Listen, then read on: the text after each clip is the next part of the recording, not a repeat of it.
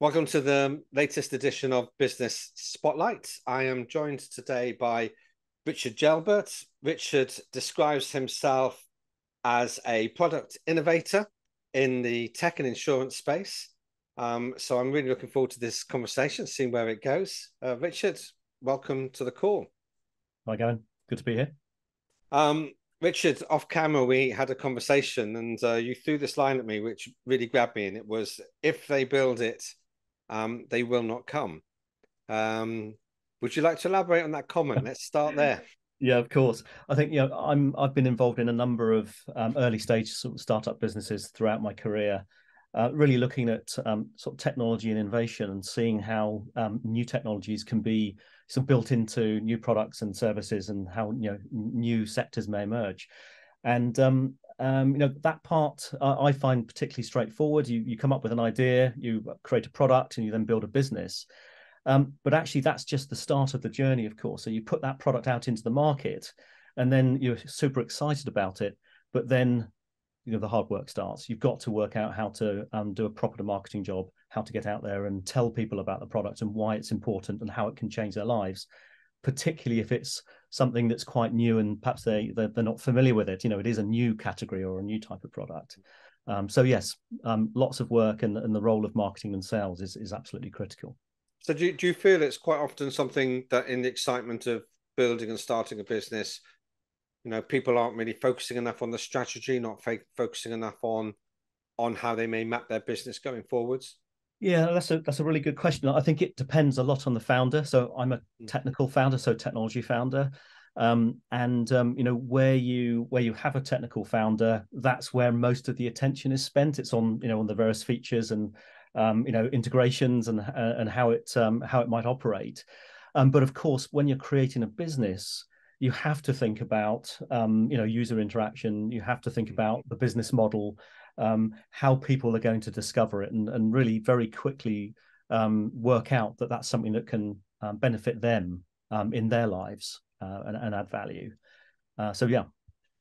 And you're finding, without wishing to put words into your mouth, that there's certainly plenty of people out there that need that level of support, that kind of support in their business. Is that because they are looking to engage with you at the beginning of the process, or because they've got so far into the process and they suddenly realize that actually we've got this great idea, even this great technical idea, but no one's finding us, or a mixture of the two?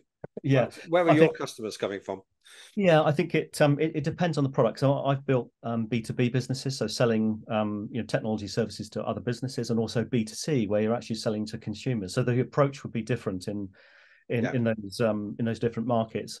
Certainly from a B2B perspective, if you've got something that can make the life of one of the businesses easier, more straightforward, and save them time, it's really important to find out how to communicate that to a company that may be impacted by the features, and that's not always straightforward.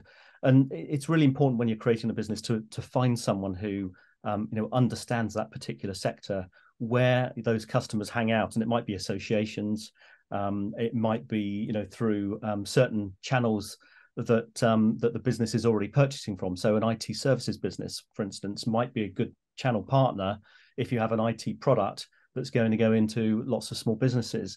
So really thinking deeply about how to get your product in front of as many people as possible. It's always a key issue, and sometimes it isn't thought about until a little bit later on, once the product's been built, but it needs to be in there from the start. There seems to be an element in what you're saying around education, educating people on where they may find their customers, what they may do to engage with them, but also, I guess, educating them around the technologies that will be available to do that. One of the people I'm often, regularly quoting is Michael E. Gerber, and he talks about the three hats that a business owner wears: the technician, the manager, and the entrepreneur. And a lot of people, as you're suggesting, go in at the technical level. They've got a great idea, they've got a great product, they've got a great service.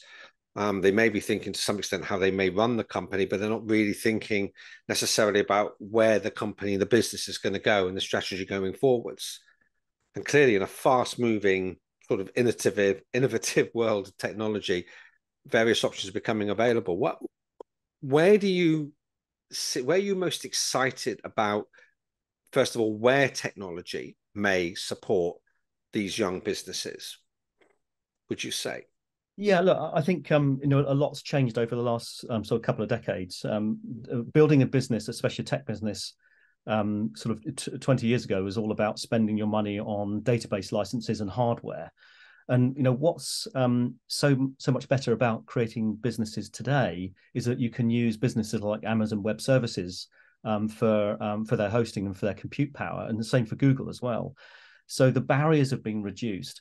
I think what's also changed is that there's more support out there. So there are people who offer services for business coaching and mentoring. There's accelerator programs. So Google and Amazon offer accelerators where they will help a new business. They will provide hosting credits and other wraparound and advisory services. And they will ask those difficult questions very much like an investor would, to say, what about your market entry strategy?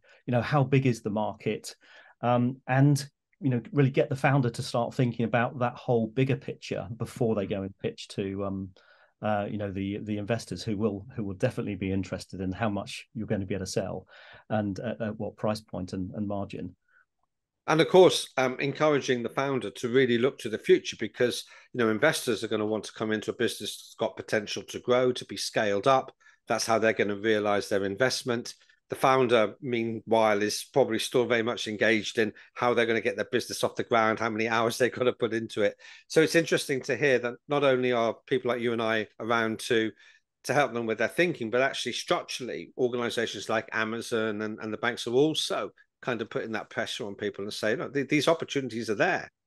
Yeah. Educating them that those opportunities are there, and then how to find the time to use them, I suppose. Yeah, that's right. Yes, the accelerator programs I think are becoming more useful. So, maybe 10 years ago they would ask for equity in a business. Yeah. But now many of them are really about engaging. So with the slightly more, say, strategic vendors like Amazon and Google, they want you as a business to grow up using their infrastructure and services. So they make it very attractive to come on board, really get to build your platform, your systems on their hosting services, so that you're there for life. You stay, and they've really sort of helped you through those early scaling processes. So yeah, it's certainly a better environment, and you can go a long way without having to necessarily raise a lot of money externally because of these programs. I can see how some people may see that as both advantageous and disadvantageous as well, whether again locked into a system, that the support is there, but once you're in that system and that's what your business looks like, and that's how it operates financially, may be difficult to extract. Yes, indeed. Yeah, I mean that is the downside. But and that's always a trade-off, where if you use some of the proprietary services that, let's say, Amazon or Google offer, yeah, and it makes it harder then to switch over to another provider. Yeah. Now, that's you would use those services because they're accelerating you. So you're spending less money, less capital, and accessing that more quickly. Now, that's not to say that over time you might say, well, instead of using an Amazon image recognition service, you could actually develop your own machine learning model and then host that on your own machine. Those things are absolutely possible. But then, you've got to put you have to have the knowledge and expertise, and then you have to put the work in to actually build it yourself, rather than just using an off-the-shelf APIs, sort of service from one of those vendors. It's all about the trade-off. And in early stage businesses, quite often you're moving quickly and you don't want to spend very much money. You're trying to be very efficient with the spend. So more often than not, it is advantageous. But that brings me back to the Michael E. Gerber comment that's saying that the entrepreneur has got to show up as well, to look at the long term, where we want to take the business, etc. Richard, I'm aware that you use technology in your own business in the insurance sector. Tell us a little bit about how that's used, for example, with driving insurance. Yeah, so I think if you look at insurance, and particularly motor insurance, I've been involved in the telematics sort of part of insurance for quite a few years now.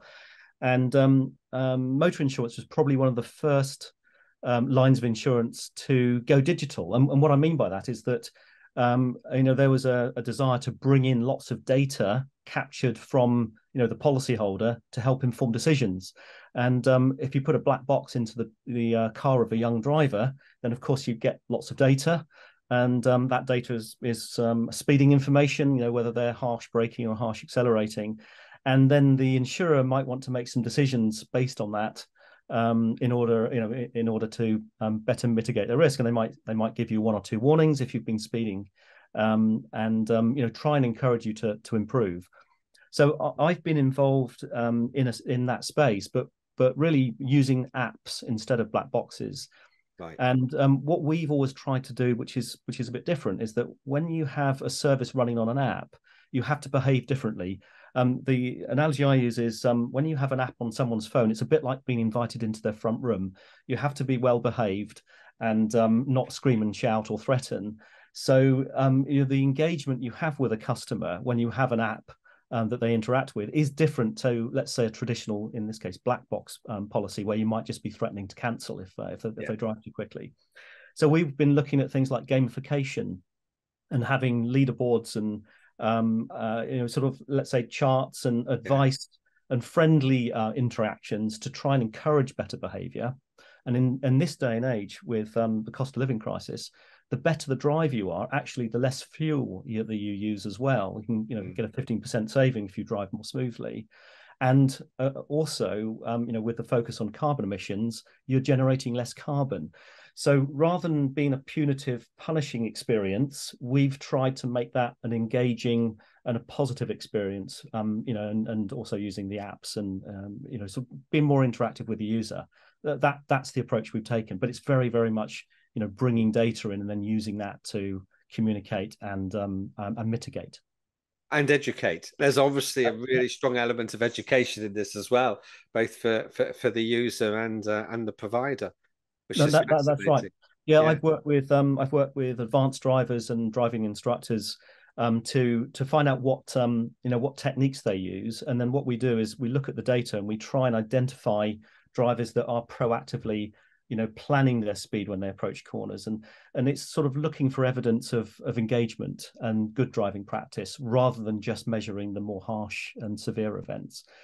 So it's sort of taking a different view on the data, and that's what we've tried to do. We've tried to bring that into the insurance companies to say, this is a slightly different way of using the same data, but having a completely different relationship with the policyholder. Very interesting indeed. So let me ask you a personal question, or a more personal question. Where does your interest in the application of technology into business really originate from? I've always been, I suppose, a bit of a tinkerer. So as a child, you would take everything to pieces to work out how they worked. Sometimes I was able to put them back together again, but sometimes not, which I suspect was probably quite frustrating.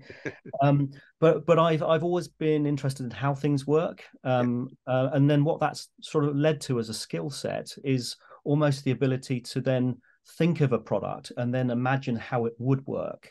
So it's kind of breaking a problem down and then rebuilding it to say, okay, to make this product, I'm going to need to do step 1, 2, 3, 4, 5. So I find that that aspect of coming up with new products and ideas really rewarding and for me very straightforward. That's a particular skill set I would say I have. Okay, well, it's a great skill set to have at this point in time, and the development of our economy and things of that nature. Rich, has been really fascinating to hear what you've had to say and share with us today. It's a massive topic, it's a massive area, and there's incredible potential and opportunity for people. It does come down to education, doesn't it? Educating people about the opportunities that are there and how to make best use of them. So thank you very much for your time on the call today. No, you're welcome. Thank you very much.